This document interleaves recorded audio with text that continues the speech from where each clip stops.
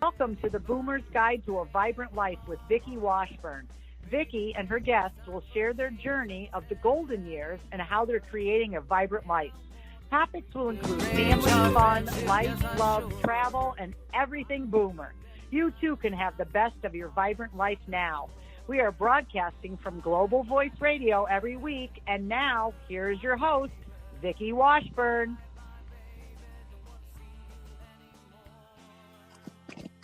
Hello, Boomers. The last few weeks, we've been talking about different foods that can help us to live a good life. And today, I want to talk about the cancer fighters. This is Vicki Washburn with the Boomer's Guide to a Vibrant Life. And this month, we've been talking all about foods. Foods that we can incorporate into our daily diet that just help us to live a more vibrant life, a more healthy life. And most of them are just really easy to add in a little every week. You don't have to do all of these every day. These are just foods that you need to get into your diet. Some people don't get that what we put into our bodies is what determines our health. It's not just genetics. We can correct and heal our DNA, the cells in our body, by what we ingest. There are many foods and many other substances, even our own mental attitude, that can fix the things that may be going wrong in our body. I've read many articles that talk about cancer, and cancer is basically a cell that forgets to die. And so it just gets the wiring crossed and continues to grow when it shouldn't. All the cells in our body regenerate themselves over a period of time. Each individual type of cell regenerates in a specific time frame. I don't remember what all those are. I have studied them. But like your skin cells will regenerate over a certain period of time, and your liver cells will regenerate over a certain period of time. Same with stomach, heart, everything in your body. So let's talk about some of these foods. One thing I will tell you is that I know of people, I have friends who have opted out of the traditional cancer treatments and have gone for a natural, organic, raw, whole food, vegan diet and have survived cancer. Now, I don't know if that's because they were healthier than maybe someone else, but I do know that they did not suffer the ill effects that come along with traditional cancer by going this route. So that's something to think about. So the first food I want to talk about is cauliflower. Now, cauliflower has gotten a resurgence of notability, and more people are using it because they figured out how to replace rice by using it, mashed potatoes. Keto and the low carb diets use this almost daily. It's a staple for making pizza crust or faux mashed potatoes or rice. It's a great healthy carb swap with less than 1/8 of the calories of white or brown rice and 1/9 of the carbohydrates of potatoes. Why it's so good for you. This vegetable usually resembles a white head of broccoli, but it can be orange or purple too. A cruciferous vegetable, it is packed with vitamin C and folate.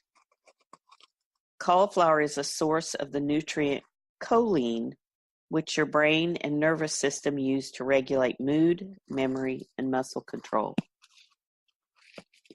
So I could see that it would be good for other things related to muscle control.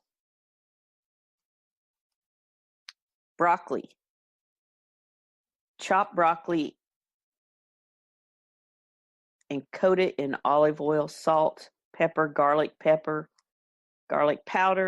lemon juice, roast it, steam it, cover it in cheese.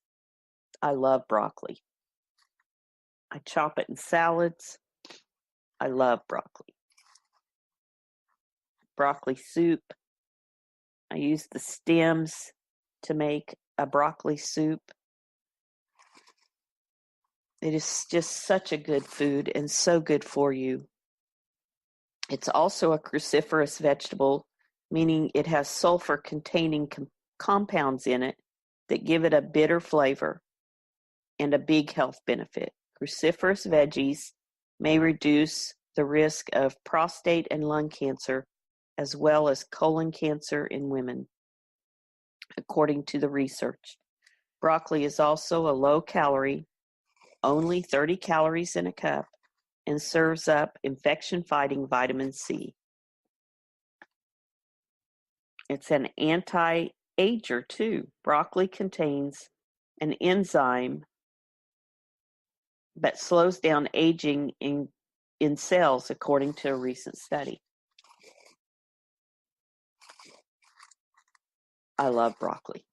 Broccoli and cauliflower are two things that I just could eat almost every day. And I do. I get in on a kick sometimes, and I do eat them every day. And then I'll quit for a while, and then I'm back to eating them again. Blueberries. Now, let's talk about the sweet end of it. Blueberries. You know, I am fortunate to have a blueberry farm about a half a mile from my house. And in early summer, when the blueberries come on, it's about, early June to end of June is when they're picking. And my grandsons, I have taken different ones of my grandsons down there, and we have picked blueberries. And even when they didn't think they liked blueberries, by the time we were done picking, they had ate almost as much as they had picked.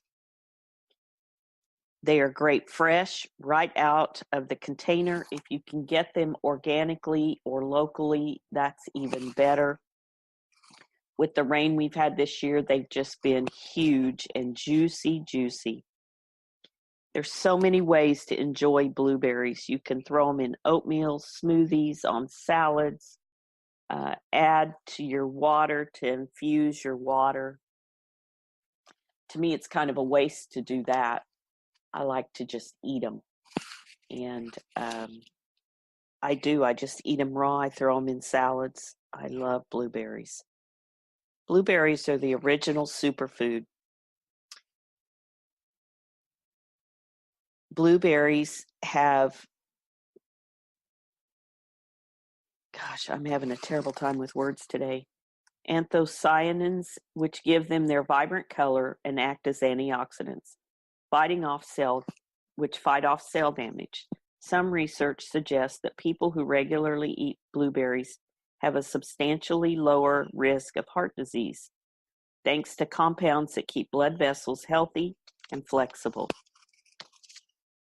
You know, anytime you see a food that is dark purple, dark red, those have got really good, I think anthocyanins is how do you say that?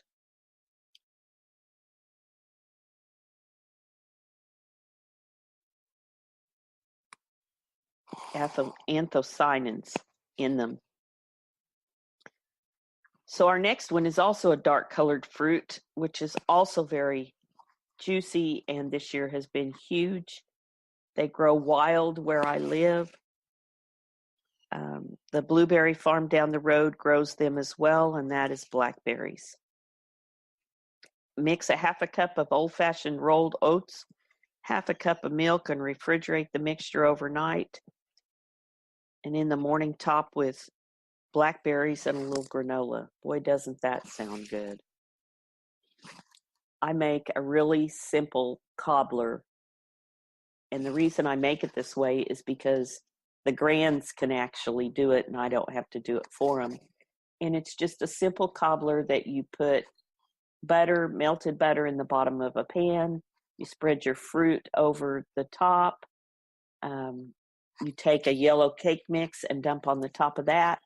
And then you take, I don't remember how many cups, 2 cups, I think, of Sprite or Sierra Mist or some clear sweet soda and pour over the top of that. Bake it. It is delicious. And the grands love to make it. Like blueberries, blackberries serve up high concentrations of anthocyanins, which may slow the growth of cancer cells. Blackberries are one of the best things you can eat if it's antioxidants you're after. The berries contain salicylic acid, which may lower inflammation and reduce risk for some cancers, like esophageal, though more research is needed. We all need more fruit in our life, that's for sure. And fruit is one of those things that's just a natural cancer fighter, natural anti-inflammatory. There's a reason that God has made fruit available all over the world. Rosemary. Rosemary is a wonderful spice. It has so many healing properties. One really easy way to use it is just to sprinkle fresh rosemary on roasted potatoes with a little olive oil, salt, and pepper. It's great to add to a salad dressings. You can infuse garlic for dipping bread, put it into butter, infuse butter. Just a wonderful, wonderful flavor, and it's such an easy plant to grow and so beautiful. Rosemary is not only one of the most commonly used herbs, but it's also one of the healthiest. Rich in free radical fighting antioxidants, studies have found rosemary may have the power to curb breast and colon cancer tumor growth. As a marinade, this Mediterranean herb may help prevent cancer-causing substances from forming on meat when grilled. There you go.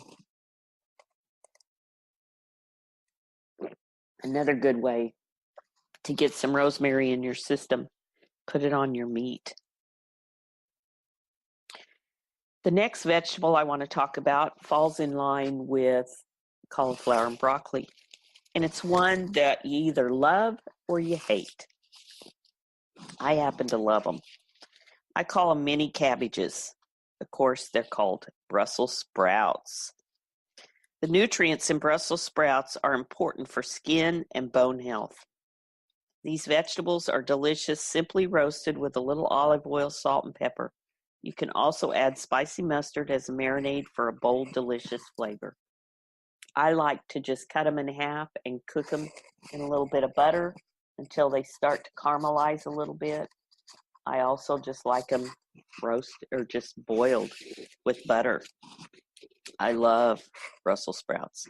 As a member of the broccoli and collard green family, Brussels sprouts provide a similar nutrient profile with antioxidants and other compounds that help prevent damage to the body on the cellular level. The camphoral in them may inhibit abnormal cancer cell growth. Are you seeing kind of a trend here? Green and dark veggies, or fruits, I mean. Strawberries is the next one. Who does not like strawberries? Really?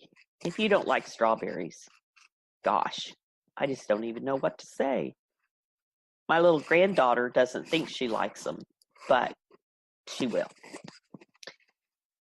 Strawberries are delicious, plain, or you can mix things up, drizzle them with a little balsamic vinegar. Oh, I love them that way. Covered in chocolate, put in a salad. I love them with spinach. Strawberries are just fabulous. One of my favorite things of spring. The berries contain compounds which are anti-inflammatory and cancer-preventing.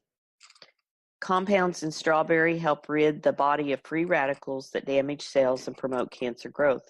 In fact, a 2017 animal study found that the phenolic compounds in strawberries block the spread of an aggressive form of breast cancer. So eat up. Smoothies. You know, if you get good strawberries, they don't even need sugar on them. They're just so good. Strawberries tend to carry a lot of pesticide residues, so be sure to wash them thoroughly before eating or buy organic. The next food I want to talk about is one that you may not be so familiar with how to use it. I know I wasn't, and I had to learn how to start incorporating it instead of using regular cabbage, and that's bok choy.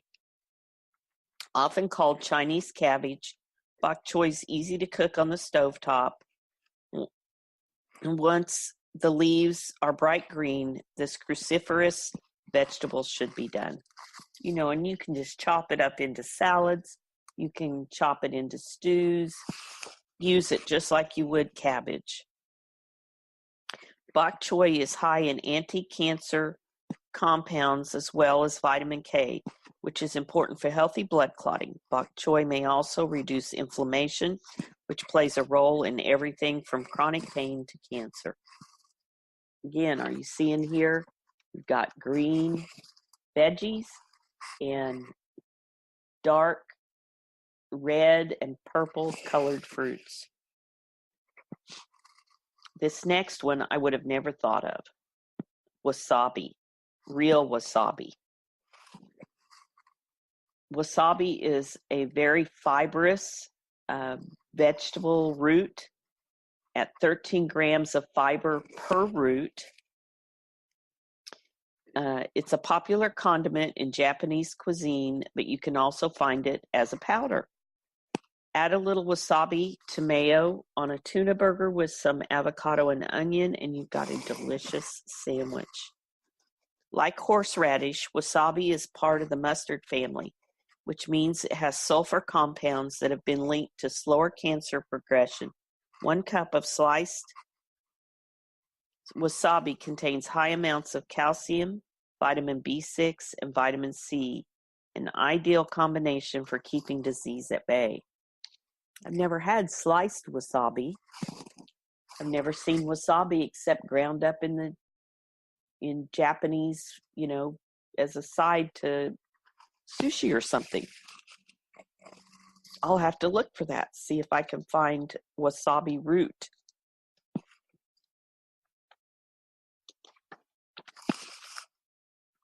Next is turnips. Again, one of those foods that not a lot of people like. I happen to love it. My mom and my grandmother used to cook them with a little bit of sugar in some water, and we just mashed them with butter. They were so good. You can cook them in a skillet with garlic and olive oil.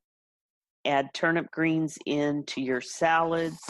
You can cook turnip greens like you would spinach with a little bit of salt and pepper. They're just an all-round good vegetable. Turnips are often grouped together with starchy vegetables like potatoes, but they are actually cruciferous, packing a telltale bitter flavor and cancer-fighting compounds. As a high-fiber food, they contribute to a healthy digestive system. There is not a single part of the turnip that is not edible. So you should put them in your diet however you can, whether it's the greens or the root. If you don't like the bitter flavor, add a little sugar while you're cooking them. Dice them up. It doesn't take a lot, just a little bit in the water, and it sweetens them right up. Eggplant is our next vegetable. Now, eggplant's one of those things I don't really care for. I don't mind it in dishes. It's not that I mind the flavor of it. I don't like the mushiness of it. But I've had it in I think it's a Greek dish that's kind of like a lasagna, and I love it in that. So it's not really the eggplant, I guess it's the preparation. Eggplant is a staple of the Mediterranean diet, and again is one of those has that dark purple color, which tells us that it's got lots of good stuff in it for us. Eggplant is hearty, so make it a good replacement for meat, which makes it a good replacement for meat. Add it to your lasagna or roast with other vegetables and enjoy in a sandwich with goat cheese. Now, I've never done that. I'll have to try that. Eggplant's deep purple color tells you it's a nightshade vegetable, high in antioxidants. Eggplants contain several disease-fighting phytonutrients like corogenic acid, and especially potent compound for helping the body get rid of free radicals. Eggplant is very low in calories, with only 33 calories per cup. So it's a good low-carb replacement for other things.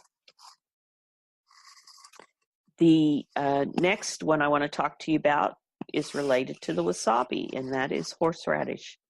A little horseradish goes a long way. If you have had too much, you know what I'm talking about. Add a small amount to sandwiches, meat dishes, or sauces for extra flavor. Horseradish contains glucosinolates, compounds that may have anti-cancer properties. Another key nutrient in this root vegetable, vitamin C, which not only helps the immune system function, but also protects against free radical damage. Horseradish delivers some potassium, which helps muscles and nerves stay healthy. And again, it is a root. It's easily grown. You can buy it fresh at most markets. Most of us, I think, just buy it as a condiment in a jar. The next thing that I want to talk to you about is collard greens. Now, this is something, if you're from the South, you are very familiar with. I grew up in western Kansas, and my grandmother would make collard greens occasionally, and my mother would occasionally. But when you get down in the South, collard greens is a staple. It's a hearty green to add to soups and stews that makes them healthier and more satisfying. I have seen them chopped up in salads as well. It's a little bit thicker leaf, so you may notice it kind of like kale in a salad. It's also good to use to replace things like a tortilla shell, or you can fill it and eat it as the outside of your sandwich like a wrap. Just a great all-round vegetable to add to your diet.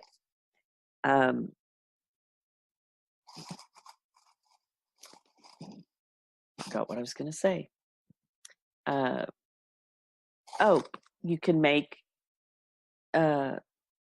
grape leaves with them. Instead of using the grape leaves, you can wrap your rice and meat filling and cook just like you would with grape leaves, and these work well for that as well.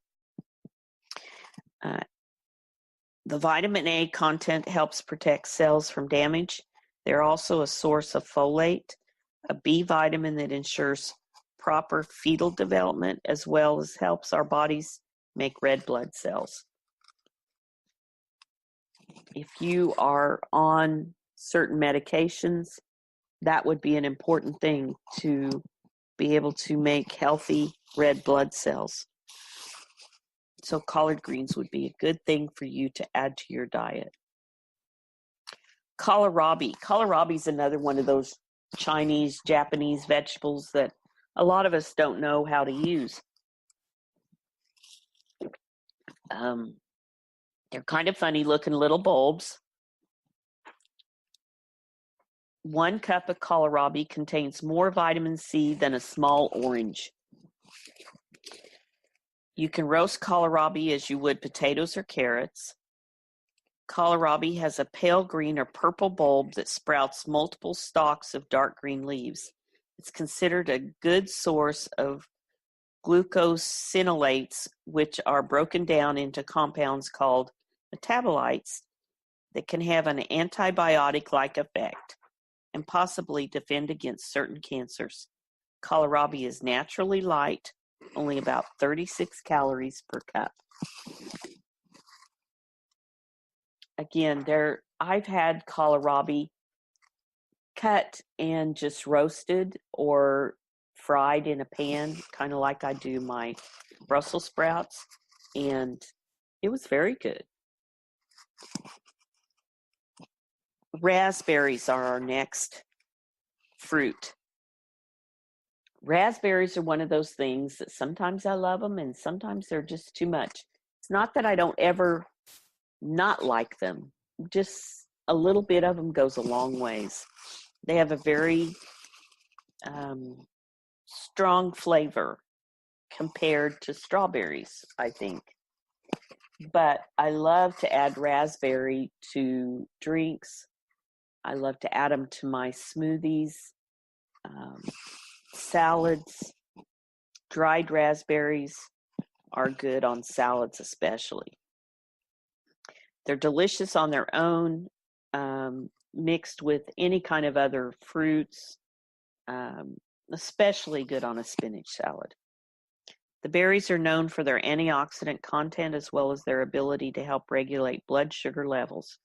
Raspberries in particular may be linked to a lower risk of disease from diabetes to Alzheimer's, according to a recent research review. Raspberries give you vitamin K, crucial for building bone density. So we need to get more raspberries in our life. Are you seeing a theme here? Red, purple, and green. Romaine lettuce is another one that is so good for us. It's a green vegetable also. Romaine is popular lettuce because it contains many of the same nutrients as its darker peers while tasting less bitter. It's ideal for a salad base. The leaves are shaped such that you could use them for lettuce wraps or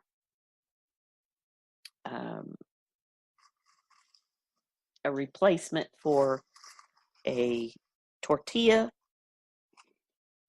They're great for a salad base because they're mild enough to mix with any other flavor.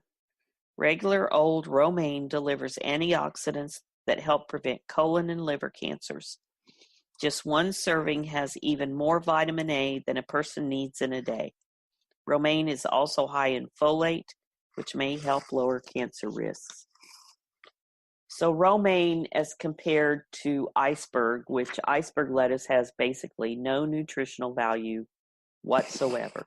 So if you can make that one small switch from using iceberg lettuce to using romaine lettuce, that one small thing can make a difference in your health. So maybe just try that. Start there. Green tea.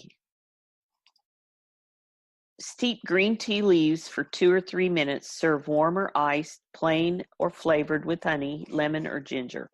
Green tea is high in heart-healthy antioxidants as well as chemical compounds called polyphenols that could lower the risk for certain cancers. Green tea may also activate certain compounds that combat tumor development, according to research. Green tea is also good for your metabolism. It just helps speed your metabolism up a little bit a lot of times to help in weight loss. A 2012 study found that women who regularly drank green tea had a 32% lower risk of developing pancreatic cancer compared to women who didn't drink it. Again, a simple thing you could add to your life today. You can buy green tea at the store already in bags. You can buy it loose leaf. I personally am a loose leaf girl. I like to buy it and make it as strong or as weak as I want it. And so just get a little green tea in your life.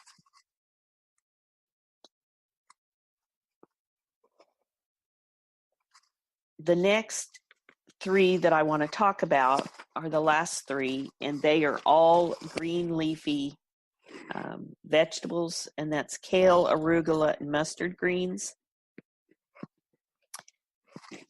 Kale has really had a surge in popularity the last few years.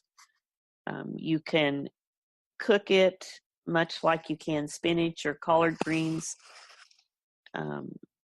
It has a similar amount of iron per ounce as beef. Arugula is a good source of vitamin A, which benefits not just the eyes, but the heart, lungs, and kidneys as well. And 1 cup of mustard greens contains more than a third of the amount of vitamin A needed in a day. The greens also are full of vitamin K. All 3 of these can be chopped and put into a salad. They can be steamed. One trick to kale is to tone down its bitter flavor, massage the leaves with a little olive oil, or add to hummus. To absorb more of kale's nutrients, pair with a high-fat food like egg or avocado. The dark, silky green lettuce is cruciferous vegetables, just like broccoli. Kale's dark color is also a signal that it's nutrient dense. 1 cup contains 10% of your daily calcium, 133% of your daily vitamin A, and 141% of your daily vitamin K. Arugula is, you get it, if you buy those mixed salads, a lot of times it'll have arugula in it. My mother always said she didn't like arugula because she thought it had too much of a peppery flavor, and she had a hard time later in life with peppery things being too hot for her. I don't notice it too much. Sometimes arugula can have a little bit of a sharp flavor. I personally like it. The salad mix that I buy has arugula in it almost always. It's another member of the anti-cancer cruciferous family. It contains chlorophyll, which is thought to help block some of the carcinogenic compounds that are developed when foods are grilled. Mustard greens. Now, this is one I don't get in my life very much. You can add it to salads or blanch it. and eat it like steamed spinach or cooked spinach. Like other leafy vegetables, mustard greens are high in anti-cancer compounds. Antioxidants in the greens help the body produce nitric acid, which is needed for healthy circulation. So I think you can see from this list of foods that we've talked about today that the dark colored fruits, the reds, purples, those fruits are really good for us, and we need to get those in our life more often. And the leafy green cruciferous vegetables are definitely something we need to put in our diet on a daily basis. And it's simple to do. There's such a wide variety of them. If you eat a salad every day with the rest of your meal, you're going to get nutrient-dense foods into your diet. Make a salad with a little chopped up broccoli, with some rosemary, some fresh Brussels sprouts, throw some strawberries in there, a little bok choy, maybe make a salad dressing with just a hint of horseradish in it or wasabi, and use your romaine lettuce as your base. Throw in kale, arugula, and mustard greens. Drink green tea instead of coffee or black tea, and you've just loaded your body with tons of great nutrients. I hope you've enjoyed these shows I've done on so many of the foods. There is one more that I want to do, and it is on anti-aging foods. And then we will be done with talking about foods that we can add to our diet. I have some special guests coming up on my shows in the next few weeks that I'm very excited about, and I hope you'll enjoy them. This has been a week. Actually, last weekend was such a great weekend. I had the blessing to spend it with my family at my aunt and uncle's 50th wedding anniversary, and was able to take two of my aunts up there to enjoy the celebration as well. And one of the things that I have been so blessed with in my family is longevity. We have longevity runs in my family. Health runs in my family as long as smoking and heavy drinking are not introduced. So I'm blessed to have good genes. Now my job is just to feed those genes well so that they properly grow and die and regenerate, and keep doing that until I'm a very old woman. I tell my kids all the time, I plan to live to be 108. So I have to take care of this body. And I hope you will take care of your body as well. I hope that you've learned some things that you can do to help you to have a vibrant life every day. This is Vicki Washburn with A Boomer's Guide to a Vibrant Life. You can follow me on Facebook at My Life Redesigned, on Instagram at My Life Redesigned, and on Twitter at Coach Vicki Wash. You can also find my webpage at VickiWashburn.com, and I hope that you will tune in next week as I will be having a very special guest. Have a wonderful and vibrant week, Boomers.